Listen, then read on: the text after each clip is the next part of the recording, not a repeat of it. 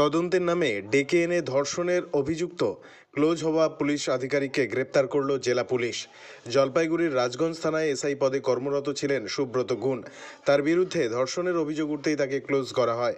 তবে তার গ্রেপ্তারের দাবিতে আন্দোলন শুরু হয়েছিল বামপন্থী ছাত্র, যুব ও মহিলারা। অবশেষে গ্রেপ্তার করা হলো সুব্রত গুণকে। মঙ্গলবার তাকে গ্রেপ্তার করে জলপাইগুড়ি আদালতে পাঠানো হয়।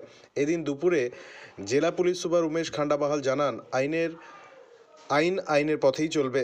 ঘটনার তদন্ত শুরু করা হয়েছে। অভিযুক্ত পুলিশ আধিকারিককে সাসপেন্ড করার পাশাপাশি গ্রেপ্তারও করা হয়েছে। কি বলবেন কিছু? বাবু, আপনার বিরুদ্ধে একটা অভিযোগ উঠেছে, সেই অভিযোগটা যে আপনি ধর্ষণ করেছেন, এরকম একটা, কি বলবেন দাদা? কি বলবেন?